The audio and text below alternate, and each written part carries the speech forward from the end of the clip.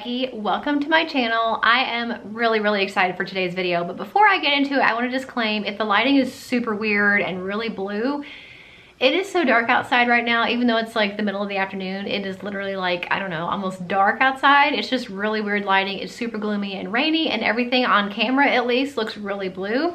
So if I look like a Smurf, that is why. And I'm really excited for today's video because the last 2 weeks I have been sharing really how to get your life together. 2 weeks ago, I shared how to get your mom life together, so how to really prioritize and focus in and get things done.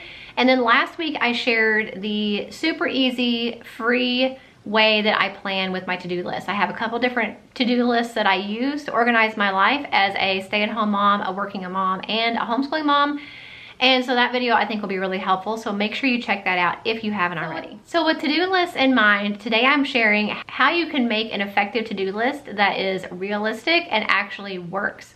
And what makes today's video extra special is it's a collaboration with my friend Steph from The Secret Slob. I cannot say enough good things about her and her channel. I'm sure you guys know who she is. If you do not know who she is the sweetest, most bubbly personality. She has a channel all about cleaning and organizing and Fly Lady. The Fly Lady cleaning system is like her kind of claim to fame. Decluttering, organizing, doing all of this stuff while having little kids at home especially. And I just love her personality. I love her approach. I love to hear her talk. She's so inspirational. She shows you how to do all these things, how to get your life together and how to take care of your home and yourself without expecting you to be perfect and without telling you you have to be perfect and without acting like she's perfect. She shows her successes and she also shows her failures, which I think makes her super relatable. And if I'm gonna watch a cleaning video, it's gonna be something like that. Something that's a lot more realistic and it looks a lot more like my life. And that's exactly what she does on her channel. I know you guys will love her. If you do not know who she is, you need to go check her out. If you are coming to me from Steph's channel, hey, I'm so glad to have you here today. I have been on YouTube, I think 8 years, maybe 9 years. I've lost count. Been a very long time, but I like to share a whole variety of content on my channel. I share about homeschooling and mom life, organizing, decorating videos, a lot of vlogs scattered in here and there. I have my favorite videos to film, which are my gift videos I do every year for Easter and the girls' birthdays and Christmas, where I share what we get them for those different occasions. Those are always really popular and fun. So tons of different variety on my channel. Even though that does not make the YouTube algorithm happy, it makes me happy, and so I like to share a lot of different things. So if you're interested in mom life and organizing and kind of just everything, a one-stop shop, that's definitely what you get in my channel. And I would love to have you subscribe and become part of my YouTube channel family. Make sure when you get done watching my video today and hearing my tips for how to make an effective to-do list that you check out Steph's video. I know, just like always, it's gonna be super helpful. So, writing an effective to-do list that actually works. Have you ever watched planning videos or other people's videos or read a blog post or gone to a website and they've told you how they plan and it looks so amazing and you get really excited and you buy all these planners and stickers and you do all this stuff with the colored pens and you get really amped up that you're just gonna make this amazing to-do list and you're gonna finally get stuff done because now you have this amazing system that worked for this person or that person. Only to either never start that system or you start it and then you realize, wait a minute, this is not working for me. What's wrong with me? It works for so-and-so, why doesn't it work for me? That has happened to me so many times. And I think the reason it happens to me and maybe happening to you is because to-do lists and planning are very personal. Not everybody's life is the same. People don't respond to the same type of organizational systems. People don't respond to the same motivations and they don't have the same goals and they don't have the same lives.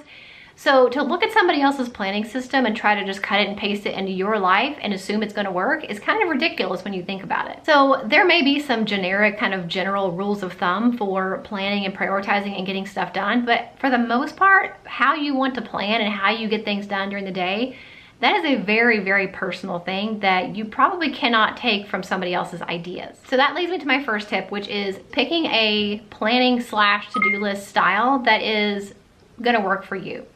Something that you'll stick with. If you are somebody who is totally turned off by using technology to do anything, as far as list making and to-do lists, you're probably not gonna want some type of app on your phone or your iPad or your tablet that's gonna keep your to-do list for you. You're probably not gonna want to do that. You're probably gonna want pencil and paper. On the same token, if you're not a pencil and paper person and you like doing everything on your phone, you're probably not going to want to plan with a planner or a pencil and paper. You're probably going to want to do everything on your phone, either in the notes section or with an app. So for me, I am definitely, I wouldn't say paper and pencil. I actually type my to-do list on my computer every single night for the next day. You would have seen that in last week's video. That is how my brain works best. I can type so much faster than I can write. And it's a way for me to keep kind of ongoing things kind of down lower on the bottom, but I can type my to-do list at the top and print it out. And that way throughout the day, I'm still able to have a tangible piece of paper that I'm able to mark things off, but I'm not having to handwrite it, and I'm definitely not keeping it in my phone, which to me also is very dangerous, because if you are keeping your to-do list on your phone and you're going to look at your phone to see what's next on your list, it's very easy to get distracted by email that came in, or a text, or a notification on one of your apps. So to me, doing my to-do list on a phone is a big no-no, and I have a feeling for a lot of people that can be a very big distraction.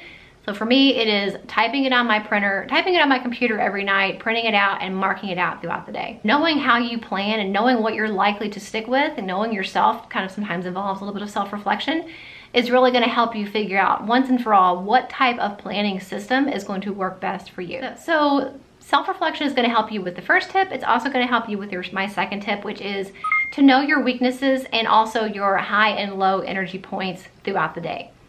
If you aren't a morning person, you are probably not going to be able to stick with a routine that starts at 5 o'clock in the morning. Even if somebody else does it and makes it look super amazing and you think, well, they did it, I can do it too. But if you're not a morning person, you're probably not going to be able to get up really, really early and hit the ground running and be super productive. So you really have to know what you are probably going to stick with.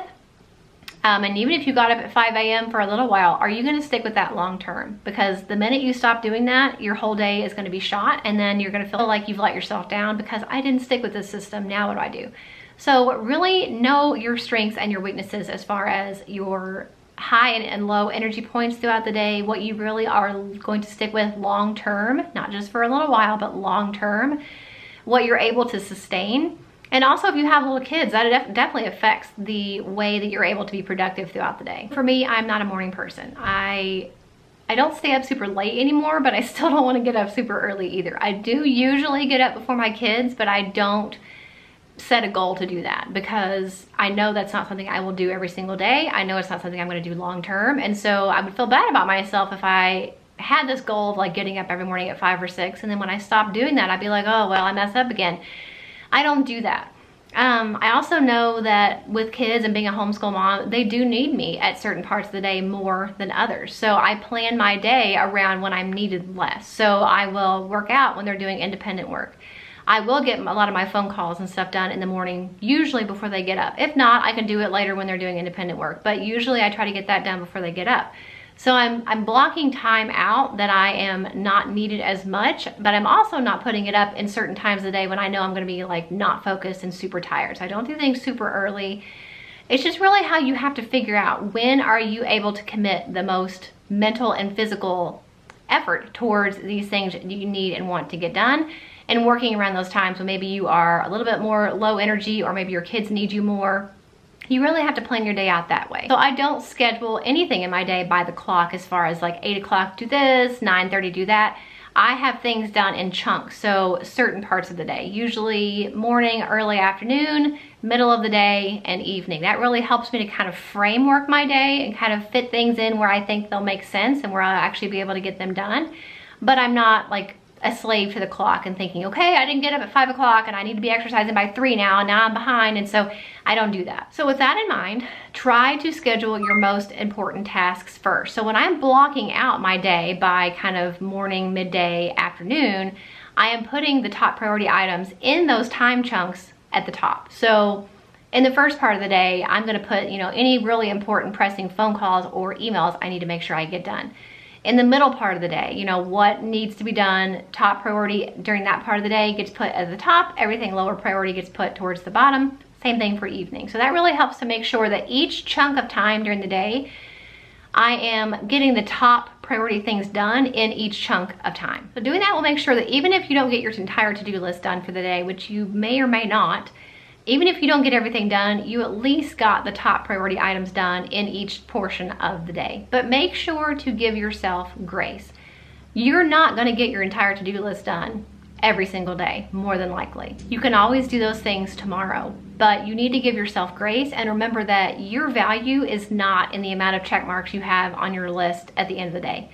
That does not make you a good or bad mom. That does not make you a good or bad wife or homemaker. It really doesn't. Your value is not in those check marks. If your kids are happy and safe and your home is reasonably maintained and you are taking time for yourself and you're getting those top priority items done, that's good enough. That is enough to say, I was successful today. I got done what I needed to do today, instead of worrying about the things that you didn't get done. My next tip is to brain dump often. I brain dump a lot because I am the type of person that when I have too many things in my brain to try to remember, I get very overwhelmed. I also cannot focus on what's right in front of me right now when I know I've got all these things I need to remember. So sit down and brain dump every week, every month, however you feel like you need it, but it can be very therapeutic to get all of those things you need to do out of your mind and on paper. Write down every single thing, big and small, that needs to be done in all categories of your life. It can be your home, it can be phone calls you need to make, returns you need to do, something you need to pick up at the store. Anything you need to do, any and all things that need to be done in any category, write them all down. Now they're all on paper, they're out of your brain, and you can really look at them and think, okay, which ones of these things belong in which categories? You have a home category, you have an errands category, you have a to be done first category, however you want to break these up into different categories. And then within those categories, you are prioritizing, again, most important things at the top, least important things at the bottom. So it really helps you to look at all the things you have to do, and you've already decided now what needs to be done first. So when you're making your to-do list on a daily basis, you can really feed a lot of those ideas that you're doing on a day-to-day basis from this brain dump, from this list of things you've made that you need to get done, that you've already broken into categories, you've already broken into priority, and now you can say, okay, tomorrow I'm going to focus on, this top thing I need to do in the home category. I need to go do, deep clean my daughter's closet, or, unclog the drain in the laundry room, something like that. You've already got them broken down. So it's a lot easier to focus and prioritize on your daily to-do list, what needs to be done, when you've already kind of done that on your brain dump. So when I do a brain dump, it is so helpful for me to really get all that stuff out of my head and prioritize what needs to be done. The top priority items are on there, but also those lower priority items are not falling through the crack. They're still on there. I can get to them later, but I'm able to see at a glance what's most important, what's least important, and plan my day that way. So they are super helpful. I think especially for busy moms, when you have so many different things you're trying to juggle. You've got kids, maybe you're homeschooling, maybe you do work outside of the home, you've got all these projects to do here at home, organizing, anything you need to do. It can be really helpful to get all that out of your brain. So it's not having to take up all of that mental space. It's on paper now, and you can kind of clear your brain a little bit. One thing I like to do that really helps me is I will email myself throughout the day whenever I'm out and about or I'm doing something in the house and I think of something I need to do. Instead of stopping what I'm doing and going and get a piece of paper and write it down, or going and putting it on my to-do list, I will go ahead and just email myself. And then at the end of the day, when I sit down to type my to-do list for the next day, I copy and paste those emails into my to-do list and I fill them in wherever they're necessary. If it's something really needs to be done soon, I'll put it in the next day or so. If not, I'll add it to one of my longer term project lists that I showed you in last week's video. But emailing myself that throughout the day when I think of things really helps me, because like I said, with the brain dump, it gets it out of my brain. I'm not taking up any mental effort throughout the day to try to remember, don't forget this, don't forget this, don't forget this. I've emailed myself. I know it's there. I'll deal with it later. I'll prioritize it later, but it's out of my brain. I don't have to think about it again for the rest of the day. So that really helps me as well. So those are my 5 tips for how to make an effective to-do list that will really work for once and for all for you. No matter what type of planner you are, what type of personality you are, what type of Enneagram you are, whatever people judge themselves by, it really doesn't matter what type of planner you are. If you follow these steps, it should really apply to everybody, but they are very personal. So you do have to stop and think, maybe some of these tips won't work for you. Maybe 1 or 2 of them will, but knowing yourself, knowing what you are likely and not likely to do long term is really going to be one of the best keys to figuring out how you can plan and organize your life and prioritize the things you need to get done. You know yourself better than anybody else. You know your weaknesses, your strengths, you know what you are likely to stick to. So just think about that going into any type of planning system. No matter how beautiful somebody else's planning system might work, it may not work for you if that is not how your brain thinks. and responds to things. So think about that and give yourself grace. Like I said, you're never going to get it all done. As soon as you get one thing done and something marked off your list, 2 more things are going to come along behind it. So you're never going to be done. And I think realizing that and accepting that and embracing that is really helpful, because otherwise you're going to be miserable, because you're always going to feel like you're never getting enough done, you're never caught up, and you're going to be miserable your entire life. So keep that in mind, that you are, if you're doing the best that you can, give yourself grace, remembering that it's okay to not get everything done, because nobody does, no matter what it looks like. That will make you a lot happier. I really hope this video was helpful and these 5 tips were really useful to you.